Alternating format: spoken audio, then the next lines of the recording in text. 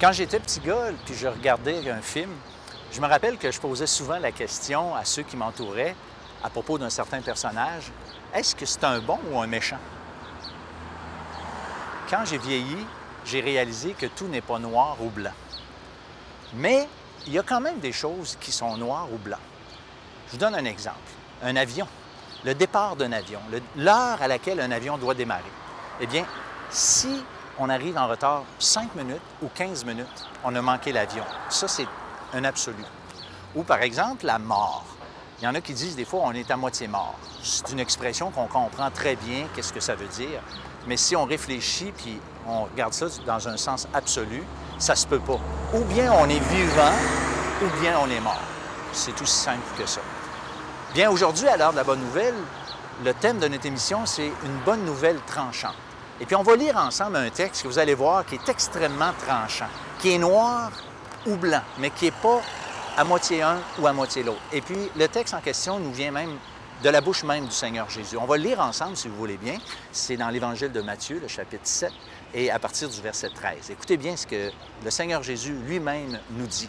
« Entrez par la porte étroite, car large est la porte, spacieux le chemin qui mène à la perdition, et il y en a beaucoup qui entrent par là.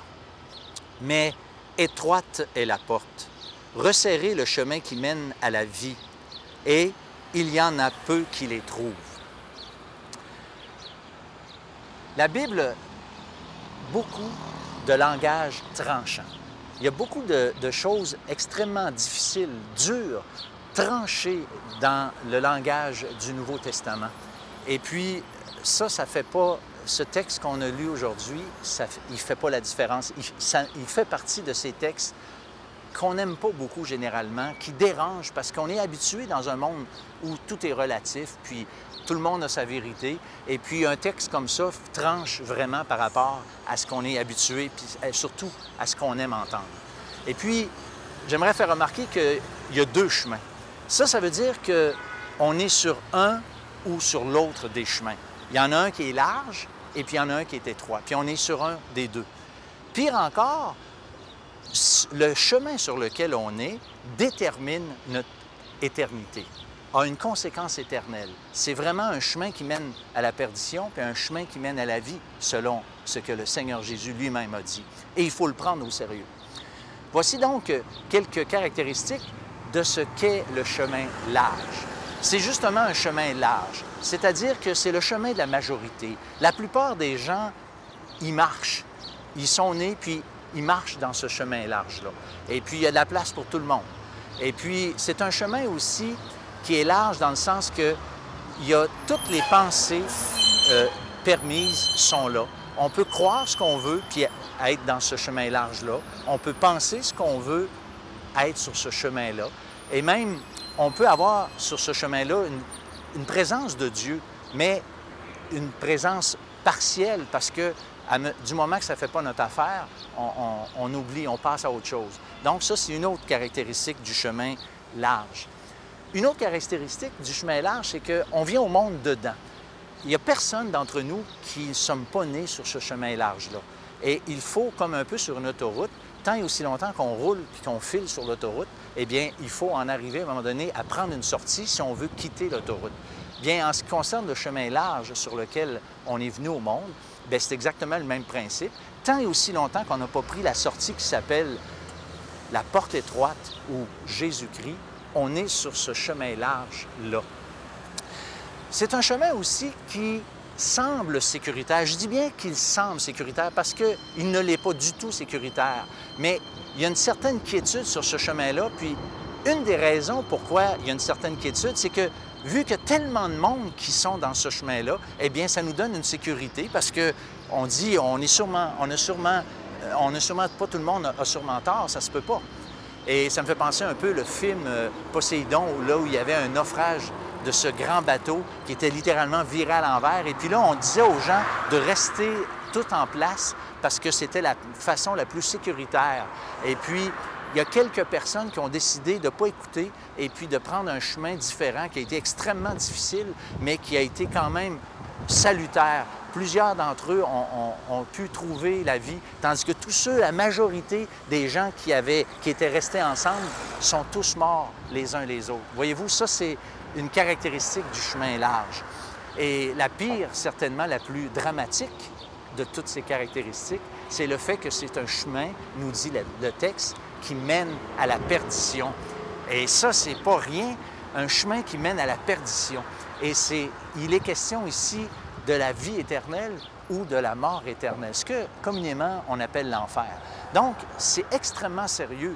Ou la Bible est vraie, et puis on devrait s'ajuster puis considérer ce que la Bible nous dit, ou bien c'est faux, et puis on le balance tout. Donc, voilà donc les caractéristiques du chemin large. À l'image un peu de ce chemin étroit, là, j'aimerais vous parler de ce chemin étroit dont Jésus a parlé. Une des caractéristiques de ce chemin étroit, c'est que, justement, il est peu fréquenté. Peu de gens s'engagent dans ce chemin-là. Jésus, d'ailleurs, il l'a déjà dit, beaucoup sont appelés, peu sont élus. Donc, cette vérité que peu s'engagent dans ce chemin étroit correspond à l'ensemble de ce que le Nouveau Testament nous enseigne par rapport à ce chemin étroit. Deux raisons, je pense, font en sorte que ce chemin est étroit puis que peu de gens s'y engagent. C'est que, je pense, il est trop simple et puis aussi, il est trop engageant pour la plupart d'entre nous. Concernant la simplicité, eh bien, on peut dire que le message de l'Évangile est un message extrêmement simple. C'est pas compliqué. Le message de l'Évangile, c'est le fait qu'on est des pécheurs et puis qu'il n'y a rien qu'on peut faire qui plaît à Dieu et qui va faire en sorte qu'on va se mériter quoi que ce soit. La Bible est claire. Mais par contre, ce que le message de l'Évangile est, c'est qu'il parle d'un Jésus, d'un Dieu qui s'est fait homme, qui est venu jusqu'à nous et qui est mort sur la croix. La Bible dit que Jésus n'est pas mort sur la croix là, pour le plaisir, pour le fun, pour nous donner un exemple, comme certains aiment à dire. Oui, c'est un exemple, bien sûr, mais Jésus est mort en relation avec le fait qu'il a porté nos péchés en son corps sur le bois. C'est le langage du Nouveau Testament. Et la Bible nous dit que Dieu nous aime et qu'il veut pardonner nos péchés et que Jésus a accompli sur la croix du Calvaire cette œuvre merveilleuse pour nous accorder le pardon. Mais c'est simple parce que les gens, ils aiment les choses compliquées. Ils aiment ça, faire quelque chose. Ils sont mal à l'aise du fait que c'est gratuit, du fait que c'est offert et que c'est 100% Dieu qui l'a accompli. Ils n'aiment pas ça. Et ça les empêche de croire. Ça les empêche de venir à l'Évangile. Comme quelqu'un que je connais bien disait, c'est bien trop simple. Eh bien, ça, c'est vrai. C'est une des raisons pour lesquelles les gens ils ne veulent pas de cette simplicité-là, parce qu'il n'y a rien, c'est pas c'est dur pour l'orgueil, quoi. Et puis l'autre raison, c'est que le chemin étroit est un chemin très engageant. Jésus a dit, si quelqu'un veut venir après moi, qu'il renonce à lui-même, qu'il se charge chaque jour de sa croix et qu'il me suive. Et sur ce chemin étroit-là, fini les idées propres. Il faut absolument considérer ce que la Bible nous dit et de marcher en relation avec ces nouvelles vérités qui nous sont présentées dans la Bible. Donc, c'est vraiment pas si évident que ça. C'est dans un sens pas facile, même si c'est simple, parce que c'est justement trop simple et surtout, c'est très engageant. Mais ce qui est merveilleux dans ce chemin étroit, c'est que la fin de l'histoire, c'est la vie. Vous vous rappelez, le chemin large, c'était la perdition. Le chemin étroit, c'est la vie. Donc, c'est une question de vie ou de mort. C'est une question extrêmement solennelle. Et nous, à l'heure de la bonne nouvelle, un des objectifs que nous avons, c'est de simplement vous présenter ces deux chemins, ce chemin large, ce chemin étroit, et faire un choix. Mais il faut faire un choix éclairé. Et c'est pour ça que nous vous invitons à lire la Bible. La Bible, c'est la parole de Dieu. C'est le message de Dieu pour chacun d'entre nous. Et je vous invite à considérer ce choix maintenant qui est devant vous. Et puis, Dieu, dans l'Ancien Testament, nous dit, « J'ai mis devant toi la vie et la mort, la bénédiction et la malédiction. Choisis la vie afin que tu vives. » Et chers amis, c'est ça qu'il faut faire. Il faut choisir la vie. Puis je vous invite dans une simple prière. Là où vous êtes, bougez pas. Et puis demandez à Dieu. Dites-lui, Seigneur, je reconnais que je suis sur le chemin large. J'ai fait ma vie comme je l'entendais. je t'ai jamais considéré. Ou je t'ai considéré, mais quand ça faisait mon affaire. Et là, Seigneur, c'est fini. Puis je veux prendre maintenant cette porte étroite, ce chemin étroit qui mène directement vers toi. Et puis, Seigneur, je veux m'y engager.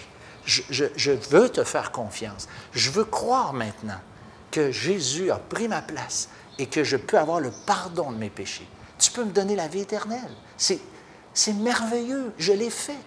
Et je suis tellement content que je veux vous le partager aujourd'hui. Puis je veux vous inviter à le faire. Je veux vous inviter à prendre cette décision. Je l'ai prise. J'ai la vie éternelle. J'ai le pardon de mes péchés. Vous allez pouvoir dire exactement la même chose si vous faites cette même prière sincère dans vos cœurs, dans le secret là où vous êtes. Faites-le, mes chers. C'est tellement merveilleux. Si vous le faites, vous allez être heureux. Pardonnez. Avoir la paix dans vos cœurs. C'est extraordinaire. Faites-le. Je vous y invite.